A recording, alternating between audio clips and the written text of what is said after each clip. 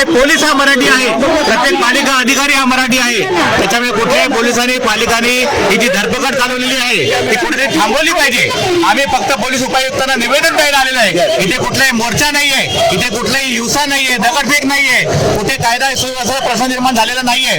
उगाचच पोलिसांनी कुठल्या तरी राजकारण्यांच्या दबावाखाली आमच्या कार्यकर्त्यांवरती कारवाई करू नये अशी माझी विनंती आहे. आम्ही इथे शांतपणे फक्त पोलीस उपायुक्तांना भेटायला आलेलो आहेत आणि हे आम्ही आगाऊपणे सांगितलेलं आहे की पोलीस उपायुक्तांनी आम्हाला इथे भेटावं. प्रत्येक कार्यकर्त्याची धरपकड केली जाते. हे अत्यंत चुकीचं आहे ना. आम्ही कोर्टाचं समर्थन करत आहोत. कोर्टाच्या आदेशाचा फॉलो करावं, हा आदेश मान्य करावा सगळ्यांनी, अशी आमची फक्त आग्रहाची विनंती आहे. आणि याच्याकरता कुठल्याही राजकारणाने पोलिसांवरती पालिकेवरती दबाव आणू नये. आणि असा पोलिसांना दबाव टाकून मराठी माणसाला जर तुम्ही धरपकड करत असाल, मराठी माणसावर तुम्ही जर हिंसा करत असाल तर मराठी माणूस आणखी उग्र पद्धतीने आंदोलन करेल. आज आंदोलनाचा दिवस नाहीये, आज महामोर्चा नाहीये, आज फक्त आम्ही निवेदन देत आहोत आणि याचा निवेदनाचा तुम्ही आदर केला पाहिजे.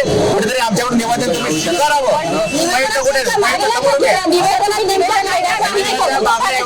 हे मराठी राज्य आहे, महाराष्ट्र राज्य आहे, इथे कायदा सुव्यवस्था चालला पाहिजे.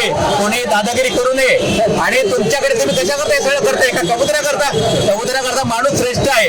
आपल्या मानव जातीचा पहिला विचार करा. तुम्ही जीव द्यायचा विचार करताय, माणसावर जीव नाही का? आणि फक्त कबूतर एकाच प्राण्यामध्ये जीव दिसतो का तुम्हाला? कबूतर खाण्याच्या समोर येऊनच निवेदन का द्यायचंय? पोलीस स्टेशन मध्ये जाऊन किंवा मग पालिका कार्यालयात जाऊन तुम्ही निवेदन का देतात आणि किती कार्यकर्ते इथे यायला? बघा, आज इथे कायद्याचं बंधन आहे, त्याच्यामुळे जे कार्यकर्ते आले ते 400 संख्येने आलेले आहेत. किती आहे मी सांगू शकत नाही. 400 असतील, 4000 असतील, 40,000 असतील, तो त्यांचा प्रत्येकाचा प्रश्न आहे. महाराष्ट्रातील प्रत्येक मराठी माणूस हा याच्यामध्ये तापलेला आहे, वैतागलेला आहे. तो येणार इकडे, त्याला तुम्ही थांबवू शकत नाहीये. पण तुम्ही आमचं निवेदन ऐकून घ्या. तुम्ही त्या जैन समुदायाच्या, तथाकथित जैन समुदायाच्या, आमच्या मराठी एकत्र समितीच्या कुठल्याही धर्माला, जातीला, संप्रदायाला विरोध नाहीये. पण तुम्ही तथाकथित जैन धर्माच्या नावाने जर अतिरेक करत असाल तर त्या अतिरेकाला आम्ही स्थानिक म्हणून विरोध करत आहोत. हा लढा जो आहे स्थानिक विरुद्ध परप्रांतीय असा आहे. स्थानिकांवरती जे अतिक्रमण होत आहे, स्थानिकांच्या विरोधामध्ये जे काम तुमचं चाललेलं आहे, फक्त तुम्ही धनाढ्य आहात, बलाढ्य आहात आणि तुम्ही फक्त भांडवलशाही तुम्ही दाखवताय. आणि तुम्ही पोलीस प्रशासन विकत घेतलेलं आहे का? तुम्ही आमचे पालिका अधिकारी विकत घेतलेले आहे का? त्यांचा वापर करून तुम्ही आमच्या विरोधामध्ये झुंडशाही लागत आहात, दडपशाही करत आहात.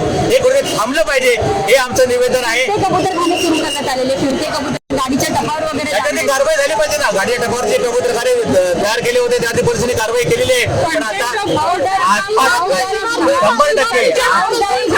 100% गुन्हा मुंबई महानगरपालिकेकडून नोंदवला जात नाहीये. इतर वेळेला पालिका अधिकृत कामासाठी अग्रेसर असते.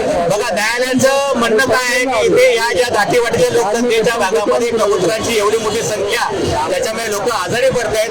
ही कुठेतरी संख्या आपल्याला नियंत्रित केली पाहिजे. याच्याकरता इथे दाणे टाकू नका अशी व्यवस्था पालिकेने केलेली आहे. असा कायदा, असा नियम आपल्या न्यायालयाने सांगितलेला की हा असा निर्णय आहे. असं असताना आजूबाजूच्या बिल्डिंगच्या टेरेसवरती दाणे टाकले जात आहेत आणि कुठेतरी पुन्हा ही कबूतर एकत्र यावीत. आणि या कबुतरांच्या विष्ठेमुळे आणि कबुतरांच्या पंखामुळे इथली मानव जमात कुठेतरी आजारी पडावी, हा मानव जातीच्या विरोधात केलेला एक षडयंत्र आहे, कटकारस्थान आहे. हे कुठेतरी थांबवलं पाहिजे असं मराठी माणसाचं मत आहे. माझं नाव प्रदीप सामंत आहे. मी मराठी एकीकरण समिती महाराष्ट्र राज्य यांचा कार्याध्यक्ष आहे.